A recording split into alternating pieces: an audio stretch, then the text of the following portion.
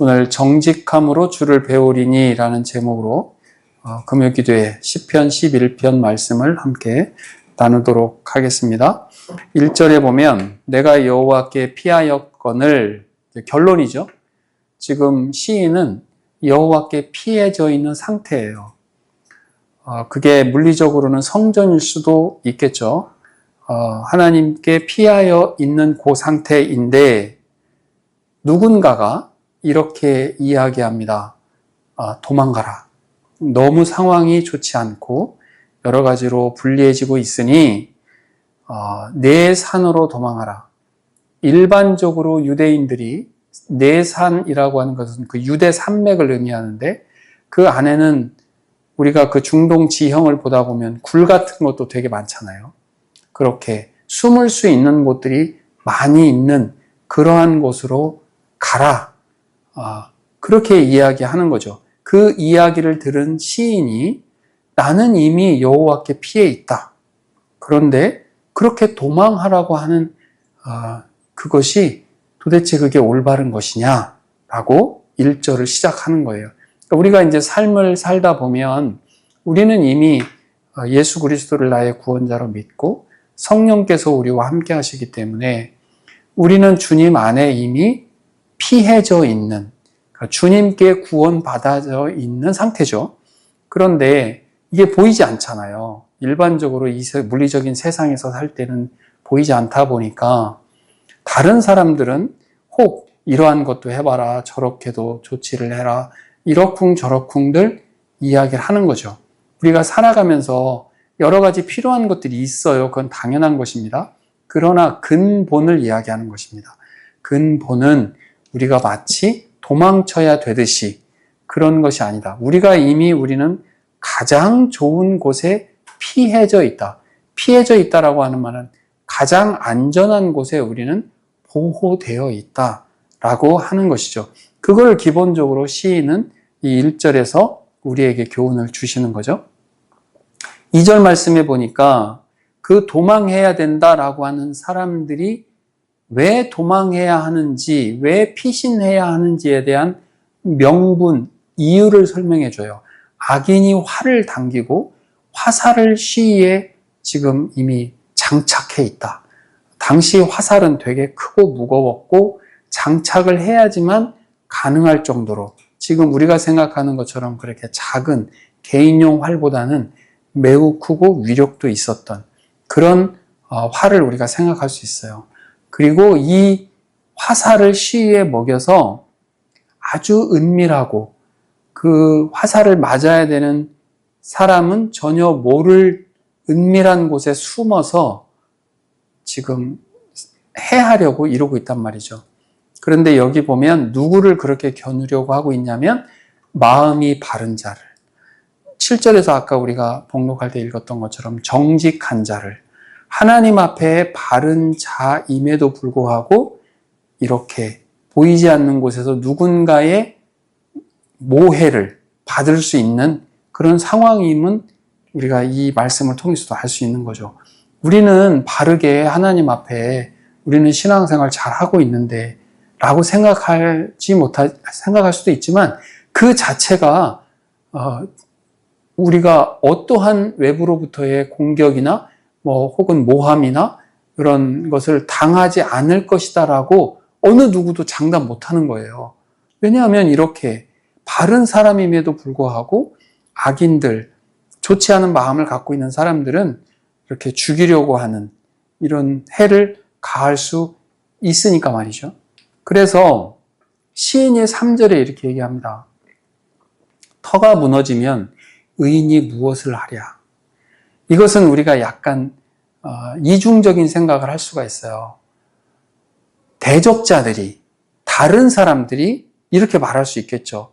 네가 아무리 믿고 있는 거, 네가 아무리 터로 잡고 있는 거, 그거 무너져 버리면 아무 쓸모 없는 거야 라고 빈정대듯이 그렇게 말할 수도 있겠지만 하나님을 굳게 피신처로 삼고 요새로 삼고 반석으로 삼고 있는 입장에서는 하나님께서 우리와 함께 하지 않으면 그 어떠한 것도 사실은 우리를 보호해 줄 수 없다라고 하는 그런 이중적인 의미를 갖고 있는 것이죠.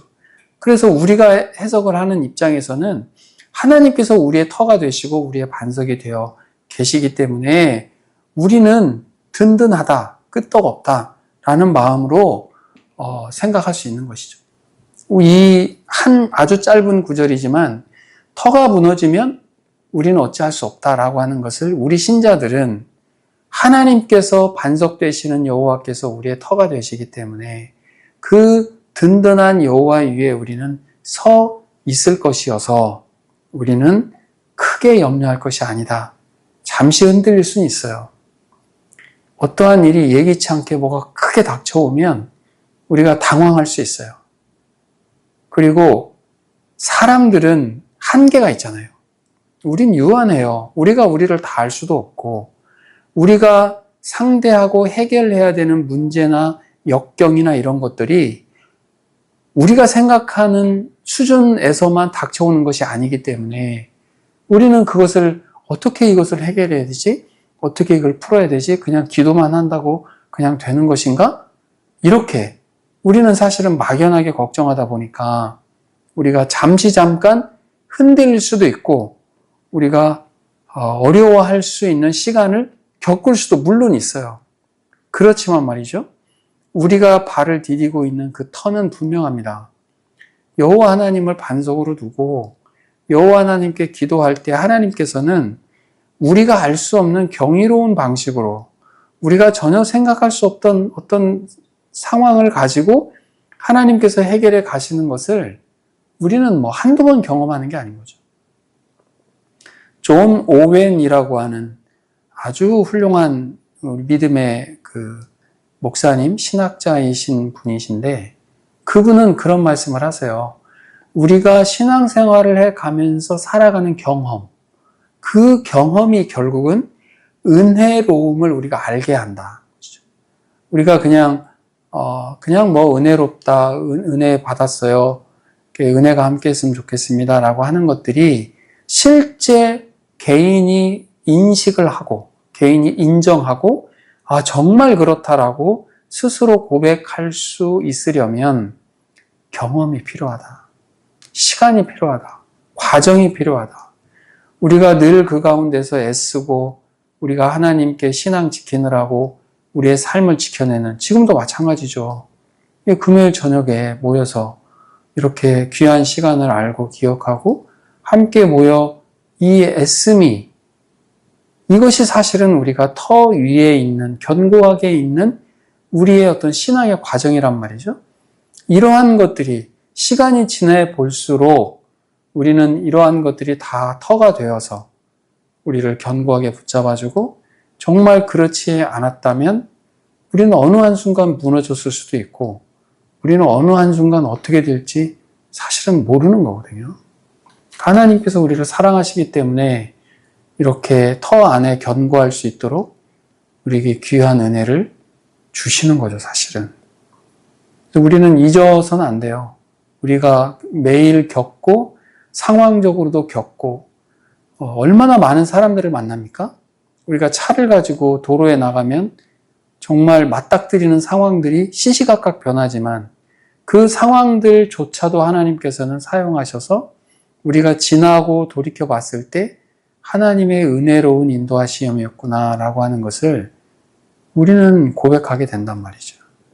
그래서 다시금 정말 우리의 반석이 되시는 여호와 그리고 그리스도 우리 안에 견고하게 붙잡고 나아가는 저와 여러분이 다 되셨으면 좋겠어요. 4절은요. 여호와께서는 그의 성전에 계시고 지금 물리적인 성전을 얘기하는 겁니다. 그러면 우리가 알고 있는 것처럼 과거의 성전은 예루살렘 성전 안에는 지성소가 있었죠. 그 지성소 안에는 이제 언약궤가 있고 거기에 여호와의 영광이 함께 하시면서 그곳이 여호와의 성전임을 알려줬잖아요. 그런데 여호와의 보좌는 하늘에 있대요. 무슨 뜻입니까? 우리와 함께 하시는 하나님이 계시고 초월에 계시는 하나님이 계시는 거예요. 하나님은 모든 곳에 다 계시는데 그것을 아주 우리가 이해하기 좋도록 신학자들이 어떻게 표현을 했냐면 초월해 계시는 하나님, 이해되죠? 하나님 당연히 초월해 계시죠. 영적으로 계시고 하늘에 계시고 초월해 계신 하나님이 계시고요. 또 한 표현이 뭐냐면 내재하시는 하나님, 우리 안에 함께 하시는 하나님, 그렇게 두 용어로 표현을 했어요. 그럼 초월하시는 하나님도 계시고 내재하시는 하나님도 계세요. 초월해 계시기만 하신 하나님은요, 이 땅을 창조하시고 그냥 너희들이 그냥 권성징악으로 뭐 좋게 얘기하면 좋게 대우받고 그렇지 않으면 너희들 알아서 너희들끼리 그냥 살아. 이렇게만 된다면 그건 초월해 계신 하나님이에요. 그런데 이 광대한 우주를 다스리시는 초월해 계신 하나님도 계시지만 우리와 함께 계시는 하나님도 계시잖아요. 그게 내재하시는 하나님이에요. 그래서 성경에 보면 내가 이렇게 하면 내가 이렇게 하고 네가 이렇게 하면 내가 또 이렇게 하고 라고 하는 그런 조건적인 하나님의 가르침인 것처럼 보여지는 것들이 있잖아요. 너희가 이렇게 회개하고 너희가 이렇게 돌이키면 내가 너희에게 내리려고 했던 죄악과 형벌을 내가 거두겠다. 그렇게 하나님의 초월에 계신 하나님은 어떤 하나님이세요? 내가 너희들에게 어떠한 일을 작정해서 그 일을 이루겠노라 라고 하는 그 불변하신 하나님의 계획이 있으시단 말이에요. 이 초월하신 하나님과 내재하시는 하나님은 신비로운 방식으로 섭리하셔서 우리를 이끌어 가신다고요. 우리는 하나님을 우리 이성적으로 다 알아야 속 시원해해요. 그러나 하나님께서 우리에게 가르쳐 주시는 성경 범위 내에서만 우리는 알 수 있고 이해할 수 있어요. 그런데 성경이 가르쳐 주시는 하나님은 초월해 계시는 하나님, 그리고 또 내재하시는 하나님, 그 하나님께서 우리의 삶을 인도해 가신다. 인격적으로 세심하게 우리 각 사람을 보시면서 우리를 가장 선하게 가장 좋은 길로 때에 맞춰서 인도해 가신다. 그의 눈이 인생을 통촉하시고 그의 안목이 우리를 보신다는 뜻입니다. 우리를 보시는 거죠.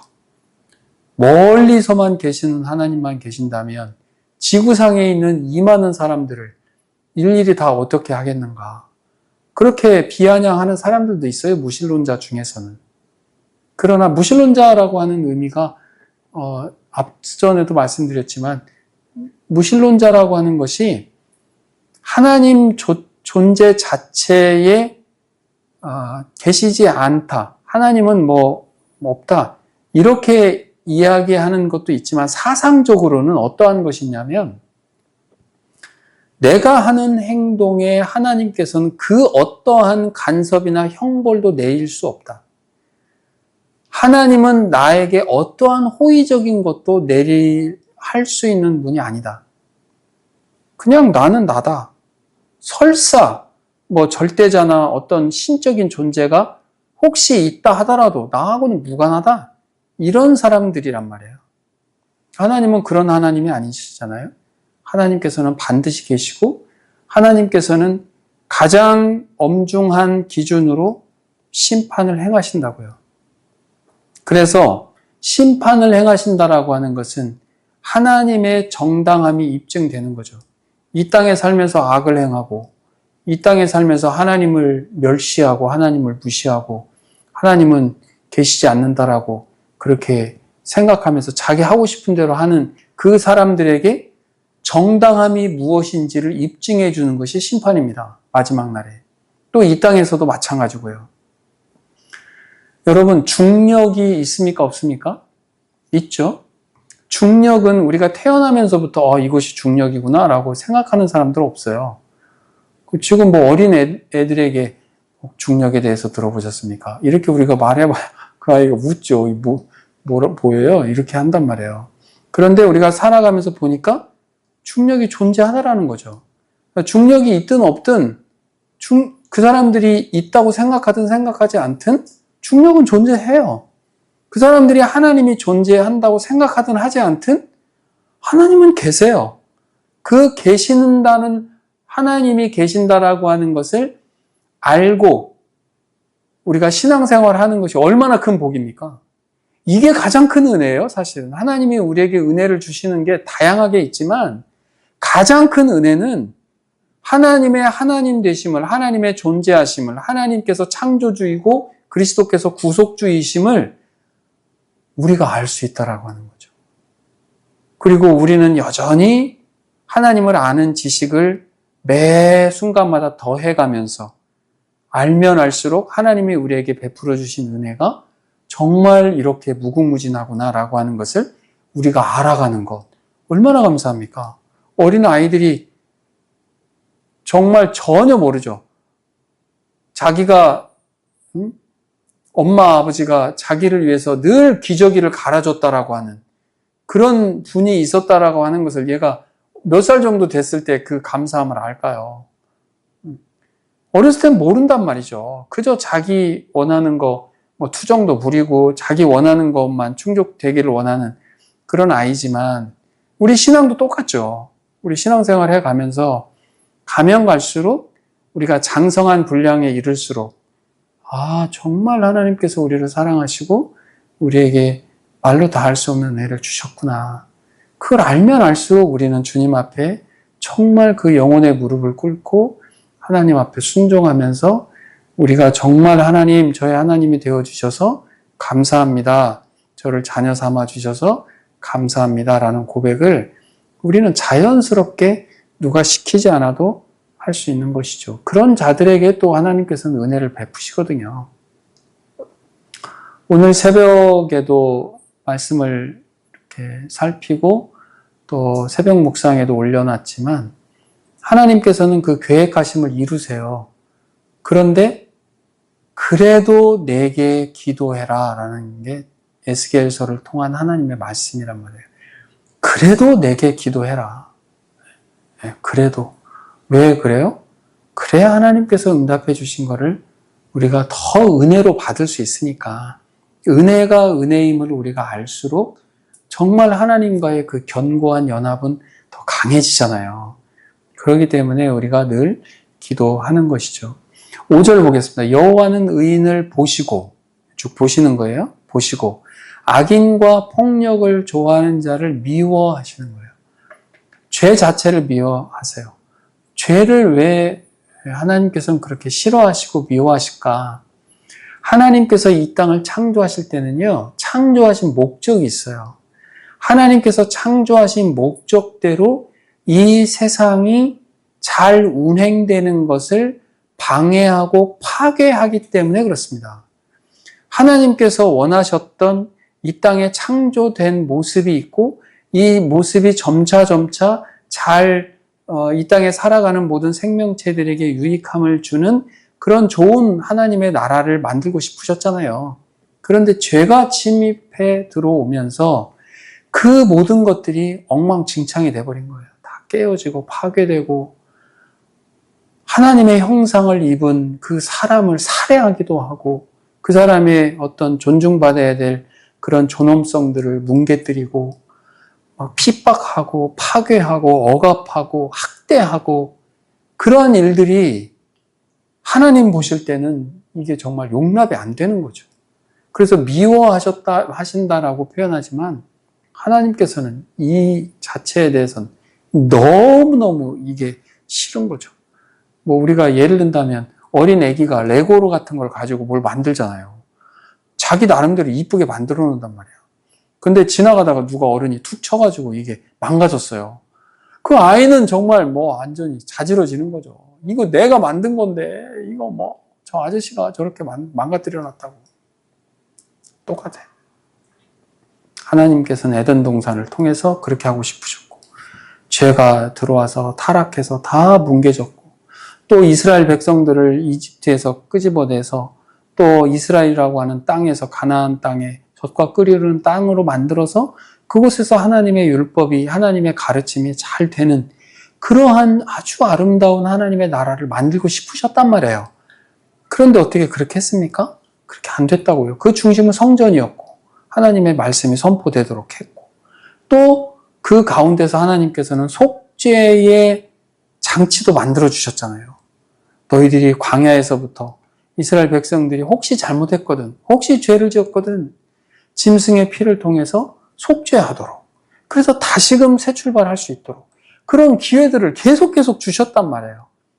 그럼에도 불구하고 이 사람들은 계속 죄를 짓고 우상 숭배하고 하나님을 멸시하고 하나님 안 계신 것처럼 그렇게 생활을 했단 말이죠. 그러다가 결국은 예수 그리스도께서 이 땅에 오셔서 이 구속주로 오셔서 이 땅을 하나님의 나라, 이젠 영적인 나라죠. 물리적으로 이 땅에 하나님의 나라를 만들어 가는 것이 이젠 도저히 안 되니까 예수 그리스도께서 이 땅에 오셨고 예수님을 믿는 자들에게 성령을 주셔서 그렇게 하나님의 백성들, 또 하나님의 나라의 개념이 뭐예요? 통치의 개념이잖아요. 하나님의 통치를 받는 사람들, 그 사람들로 하나님의 나라를 이루도록 하셨단 말이에요. 하나님께서는 그렇게 자기 사랑하는 독생자 예수 그리스도를 십자가에서 죽으실 수밖에 없을 정도로 죄에 대해서는 하나님 싫어하세요. 여기서 미워하는 정도는요, 아주 헤이트, 아주 싫어하고 혐오하고 좋지 않게 하나님은 결국은 심판해서 이 문제를 다루시죠. 그런데 우리가 하나님의 자녀로서 구원받은 자로서 예수의 피값으로 사는 그러니까 사여진 우리가 사셨잖아요. 그런 존재가 되었는데 우리가 죄에 기웃거리고 죄가 유혹하고 노출했을 때 우리가 다시금 기도하면서 성령 하나님, 제가 이것을 단호하게 끊어내고 이겨낼 수 있는 힘을 주십시오라고 우리는 계속 그 성화의 단계, 주님을 닮아가는 단계, 그것을 계속 우리는 가야 되는 거죠. 그래도요, 쉽지 않아요. 이것은 과정이에요. 끊임없이 우리는 넘어지기도 하고, 앞서 찬양했던 것처럼 우리 넘어지기도 해요. 네, 괜찮아요. 괜찮은 건 아니지만 그럴 수 있는 거예요. 우린 연약한 존재이니까. 그런 줄 또 아세요. 우리가 어린아이 걸음마 시킬 때 넘어졌다고 우리가 막 화내고 너 정말 그럴 줄 몰랐어. 실망이야. 그러면서 돌아섭니까? 아니거든요. 얼른 가서 붙잡아 주잖아요. 똑같아요. 우리가 그렇게 연약한 심령에 우리가 무릎 꿇거나 넘어질 때도 주님 같은 마음이란 말이에요. 그래서 우리를 얼른 다시 이렇게 세워주시고 이렇게 하는 거지, 내가 넘어졌으니까, 내가 실패했으니까, 내가 또 죄에 접촉됐으니까 하나님은 나를 계속 싫어하실 거야. 전혀 그렇지 않습니다. 자, 악인에게는 그물을 던지시리니 불과 유황과 태우는 바람이 그들의 잔의 소득, 이 어떤 고난의 잔이죠. 그렇게 될 것이고요.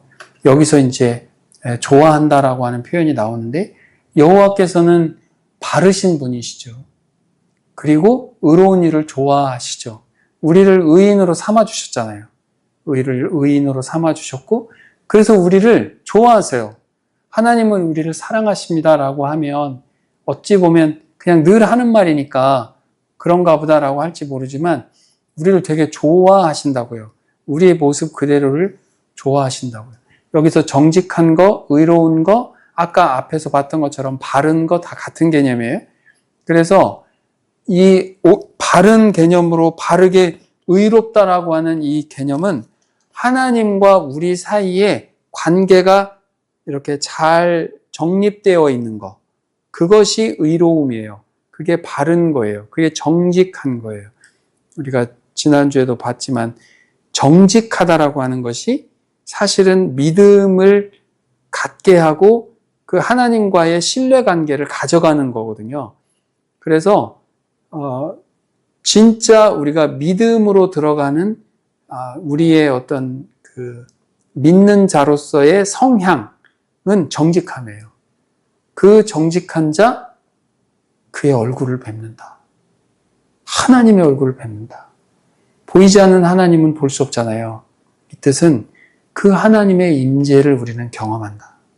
성령 하나님께서 우리 안에 계시면서 우리 안에 우리가 기도했을 때 하나님께서 그 기도를 통해서 놀랍게 역사하시는 하나님의, 우리 안에 임재하는 하나님의 능력이 성령이니까 우리 안에 임재하시는 하나님의 능력을 행하신다.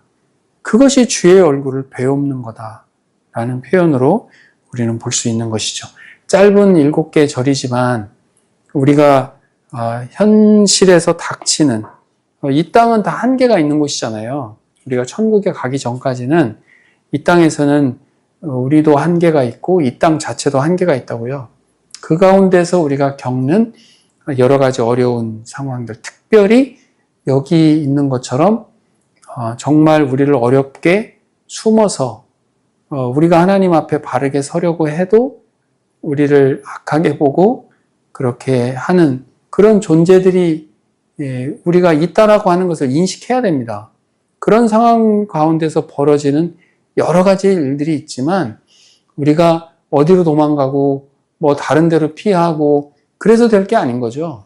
우리가 주님 안에 우리는 이미 우리를 보호하시는 주님 가운데 있는 것이고 또 하나님께서는 초월에 계셔서 우리의 인생의 처음과 끝을 다 보시고 우리를 그 작정하심 가운데 우리를 쭉 인도해 가시는 것도 맞고 이것 당연한 거고 또 우리가 순간순간 살아가는 세심하게 누구를 만나고 누구로부터 어떤 경건한 도움도 받기도 하고 또 서로 의존적으로 서로 도우면서 그렇게 세심하게 하는 가운데 하나님께서 섭리 가운데 함께 하시는 그 내재하시는 하나님도 우리는 은혜 가운데 경험을 하게 한다.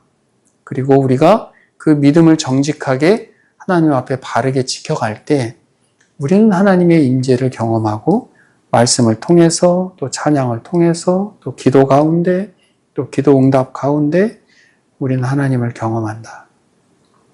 그렇게 겸손하게 정직하게 또 바르게 주님 외에는 다른 터는 없습니다. 라는 확고한 믿음 가지고 살아가는 저와 여러분이 다 되시기를 주님의 이름으로 축원합니다.